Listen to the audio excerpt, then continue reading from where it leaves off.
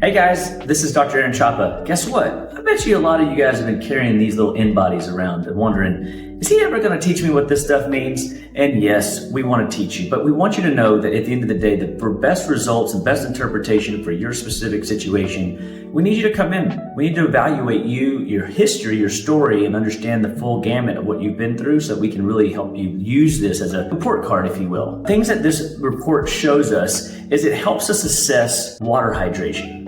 The top box here is all about looking at how hydrated are you, which in turn equates to cellular health. If you have a high percentage of intracellular water, your body is healthier. If you're extracellularly dominant, your liver is congested. We want to help you see through protein intake, mineral intake, balancing out your macronutrients, that you can get that under control, and we can teach you how to do that. When we jump down to the next level, this is everybody's favorite. This is an example in this muscle fat analysis.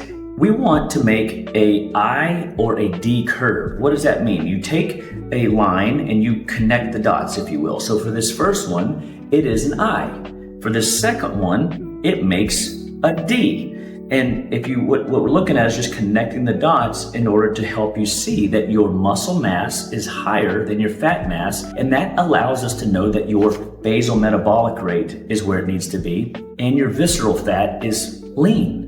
We don't want you to have a lot of visceral fat in and around your organs. When your organs are loaded down with fats, that means there's toxins too close to the vital core of your system. Looking at these visceral numbers helps us know if it's under 10, you're moving in the right direction. If it's above 10, we've got some work to do. Again, we can be very specific on what we're going to do to get that visceral fat number down, because we know that if we can get your muscle mass up, your visceral fat down, your basal metabolic rate, meaning your baseline metabolism, is going to be higher. That means when you're at rest, you're burning calories. That's a good thing. That means your cells are efficient and your body's doing what it's supposed to. Then we jump down. We just kind of skip over these next couple areas because we're going to hit them in a moment. As we look at the ECW to total body water, this is an analysis, what I like to call your liver check. If you're at 0.383 and below, you're in the right direction. Your liver's doing what it's supposed to. Remember, your liver has over 1,500 pathways that it has to deal with day in and day out.